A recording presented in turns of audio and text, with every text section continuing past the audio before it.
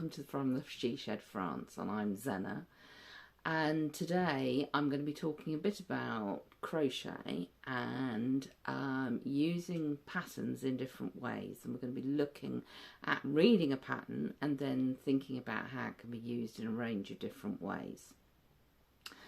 If you are new to the channel, you may not know that this channel is about mindfulness, creativity and flourishing. And so today I'm thinking about crochet, but thinking about how we use it in creative and mindful ways.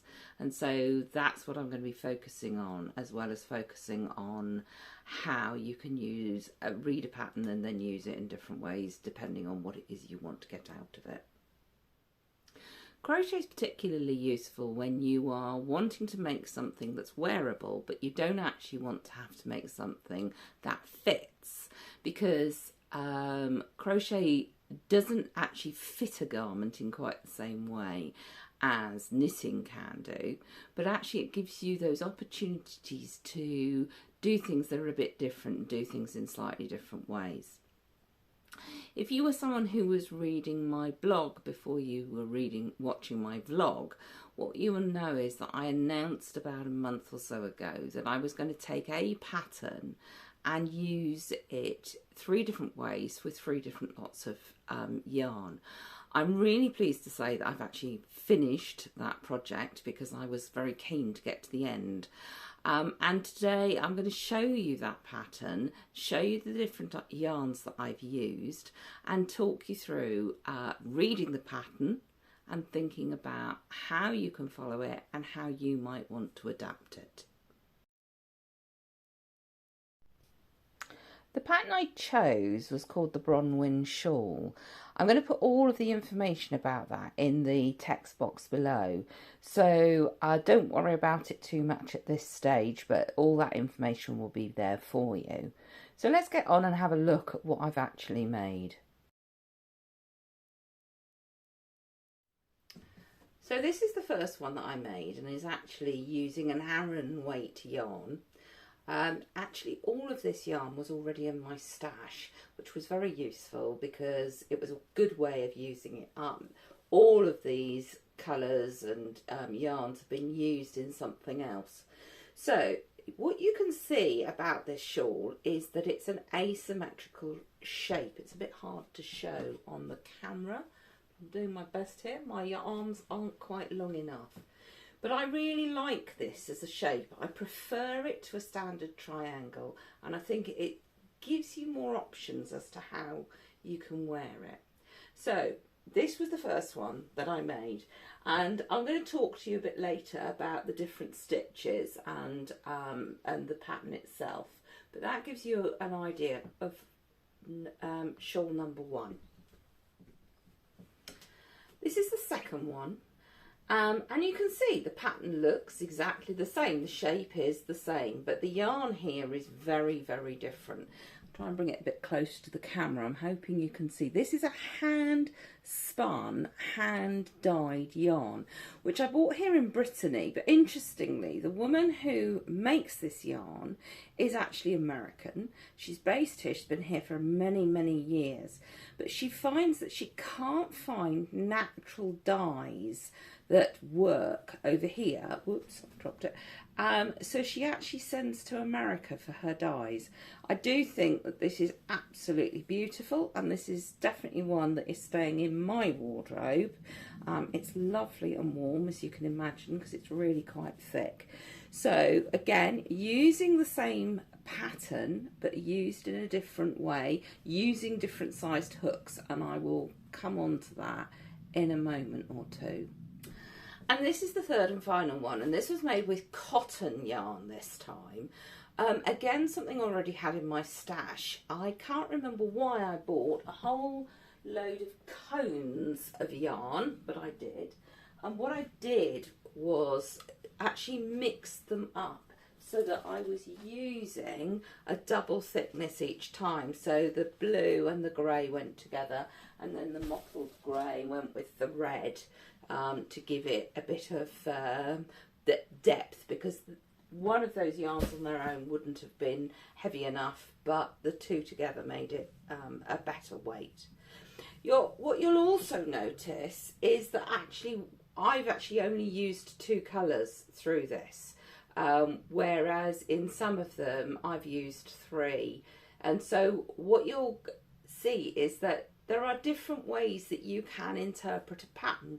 You don't have to absolutely religiously follow it as they've said. If you are keeping the pattern, i.e. the number of stitches, the type of stitches the same, actually what happens is it doesn't matter what size yarn or what thickness of yarn you're using or what size hooks you're using, as long as you are actually following the pattern itself. And we'll come on to that in a minute. I hope that you can see how different they all look. And I had that one on just now, so I am just going to pull this one back and put it on, and you can see that I could wear it like that if I wanted to, just as a throw over something else. I can wind it up round me. There are lots of different ways in which you can wear your shawl depending on how you want to use it, and that's one of the reasons that I particularly like the asymmetricals, because I find it is easier to do this with a shawl like this than it is with a straight triangle.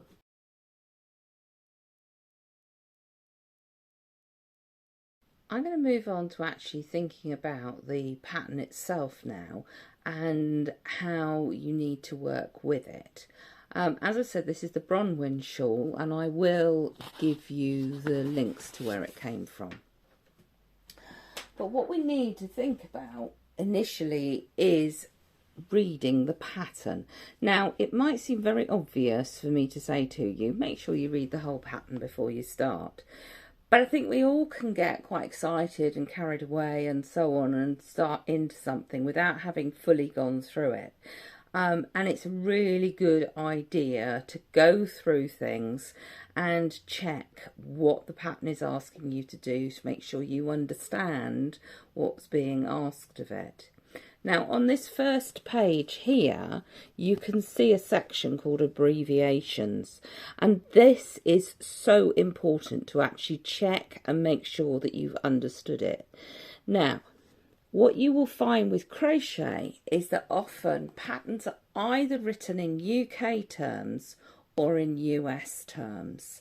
Now, I actually find that I prefer the US terms because they actually make more logical sense. And what you will see here is that this is written in US terms. Now, the reason that I know this immediately is that, as you can see here, it has single crochet. There is no such thing as single crochet in UK terminology. So as soon as you see single crochet, you know that you are reading a pattern that is using US terminology, and that makes it so much easier moving forward that you know exactly what you're dealing with. When you've actually looked at the stitches, you might think to yourself, well, I'm not particularly confident in one of those. What I like to do is go and have a look on YouTube, strangely enough, and see who has done a tutorial on how to do those particular stitches. I often use Bella Coco. I find her to be really helpful in teaching how to do stitches. What you do need to remember is that she is British and will always use UK terminology before US terminology. But as long as you can get your head around that, then actually she's a really useful place to start.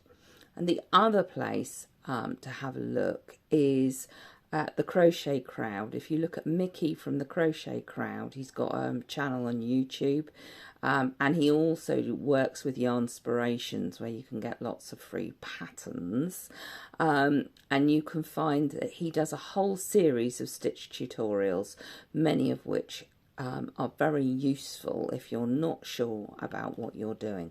I'm going to do a couple of stitch tutorials today on here, but I'm not going to be doing all of the ones for this pattern. So in section 1 of the pattern, you are only using single crochet, but it also sets the pattern for the whole of the garment. So what you will find is that you are starting to shape your scarf, right, or your shawl, right from the outset. And so what I've done here is I have done the first few rows, and I'm going to show you a bit about how this works. But if you notice, you've got 2 setup rows, and then you've got rows 3 and 4, and those are repeated throughout the whole of this first section. And so I've come to the end of a row 4, and I have now got 10 stitches across.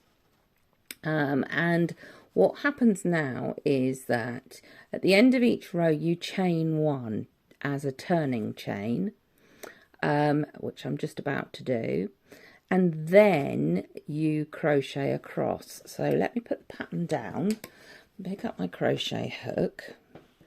This is a bit tricky. I'm hoping this is going to work. So, sorry, I've just finished the row with 10 stitches, a row 4, chain 1, and I'm going to turn. Now at the end of this row we will have 12 stitches, but it works like this. So you're doing a single crochet in the first one, 1, in the next one, 2, in the next one, 3, in the next one, that's 4, in the next one, 5,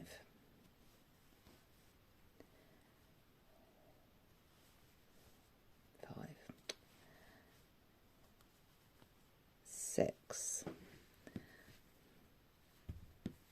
Just letting out a bit of yarn here so that you can actually see what I'm doing. 6,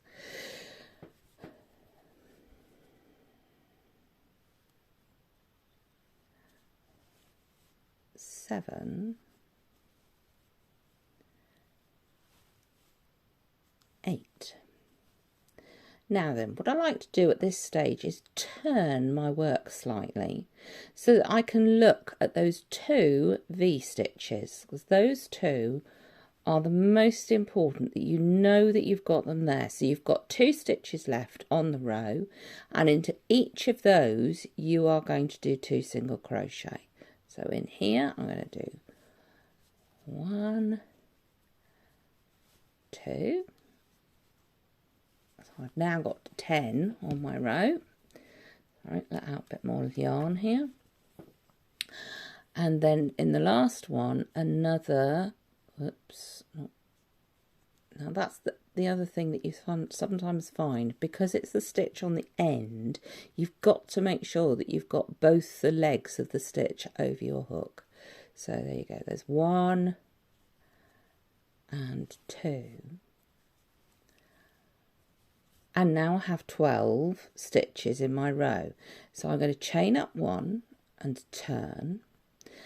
And now what happens in your second row, in your row, sorry, your row 4, is you actually need to do again 2 stitches into your first stitch, 2, and then carry on across, 3, 4, 5,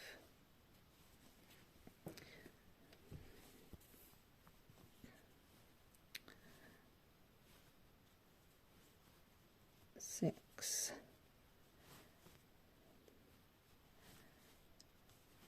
7, 8, 9,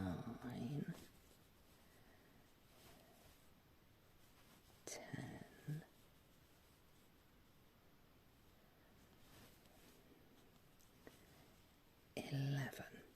So I've done 11 stitches now, and what you can see is I've got 2 stitches left, but we only need 12 in the row. Now, because we're shaping, what we do now is we put the hook in and pick up the loop, put the hook in the next one and pick up a loop. So you've got 3 loops on your hook, and you pull through all, you yarn over and pull through all 3, so that you've actually reduced the stitch count. So what you're seeing is that you are increasing on this end and decreasing on this end to actually shape your shawl. And this is the actual starting point of the shawl. I did actually chain up the 5 stitches that were needed, and I've just gone along a bit. So if you carry on like that, what you can see is that it will come back that way, but it extends out that way. And I really like that shape. I think it's amazing. And you start off and you think, oh, this isn't really going to work, but I've shown you 3 that I've done, so there's some evidence there that it works. So sections 2 and 3 of the pattern are actually identical to each other. The only suggestion is that you might want to change colours. It's entirely up to you, and in fact the strange thing is, if you look at the photos on the pattern, it doesn't look as though a 3rd colour is used. It looks like only 2 colours were ever used. So I have one version where I've used 3 colours, one version where I've only used 2 colours, and the version where I used the hand-dyed yarn, I ended up with several colours because of the fact that I couldn't get enough skeins that were the same colour throughout. It doesn't really matter as long as you are following the pattern. There are no problems at all. The final section of this pattern calls for some front post double crochets. And I think those send chills down some people's spines. But actually, it isn't a difficult stitch to do, the front post double. So I'm going to very briefly show you how I do it. So I've just set up a very small piece here to show you how you can do it. And what you can see is that I've been using double crochet and front post double crochet. And where it's a front post, what you find is that your hook is going to go behind a stitch to create this raised stitch effect. So what I've been doing is one ordinary double crochet followed by a front post double crochet. Now I've got a 2 chain turning chain at the ends, which isn't part of my stitches. So I've done my first double, and now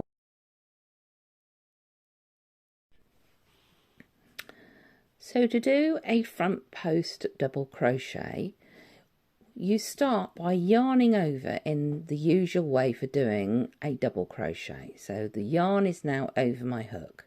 I now take my hook and take it behind that raised stitch. So I've now got my loop, my yarn over, my hook is actually behind the stitch. I'm going to yarn over again and pull through so that I have 3 loops on the hook in the way that you would normally expect for a double crochet. Yarn over, pull through 2, yarn over, pull through 2.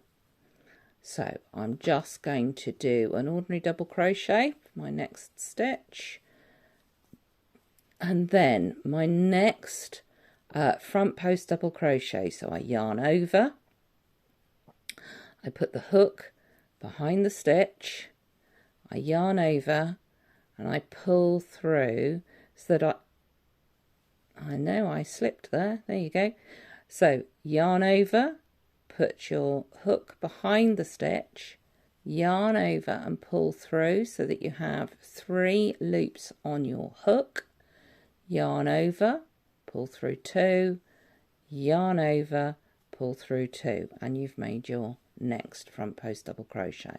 So another ordinary double crochet very quickly, and then another front post double crochet. So yarn over, place the hook behind the stitch, yarn over, pull the yarn through, 3 loops on your hook, yarn over, pull through 2, yarn over, pull through 2. Again, an ordinary double crochet, very quickly. The next front post double, so yarn over, hook behind, yarn over, 3 hoops on the hook, loops on the hook, pull through 2, yarn over, pull through 2. Another ordinary, yarn over, then yarn over your hook, hook goes behind the stitch, yarn over, pull through, 3 loops on your hook, yarn over, pull through 2, yarn over, pull through 2. 1 ordinary, 2.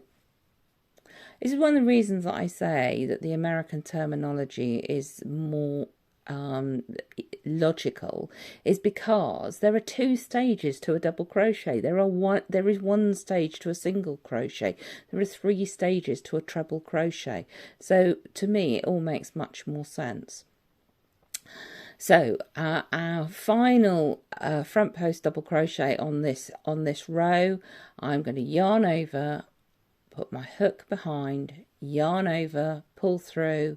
I have 3 hoops on loops on my hook, yarn over, pull through 2, yarn over, pull through 2, and then my final double crochet is going in the end of the row there. What you will notice is that I've actually used quite a large hook for the size of the yarn. I just wanted you to be able to see what I'm doing. I think it gives a bit more clarity.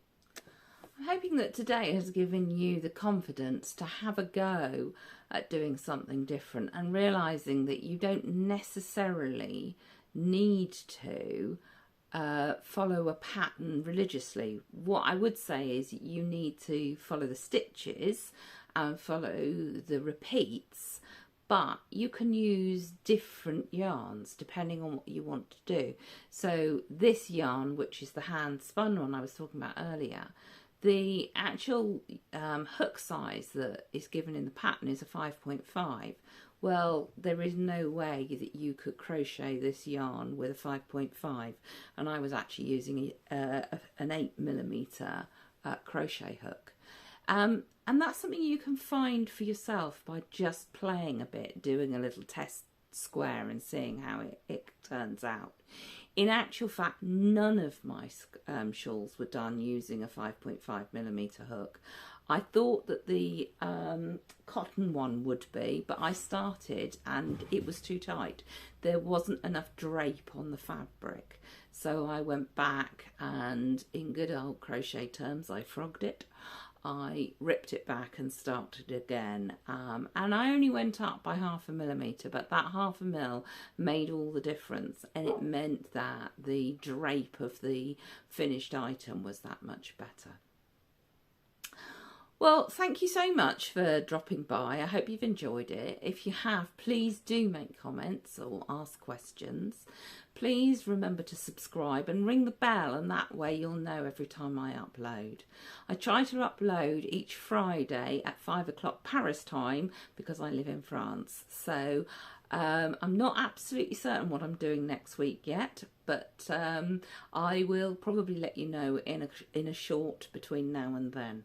Look forward to seeing you again. Bye for now.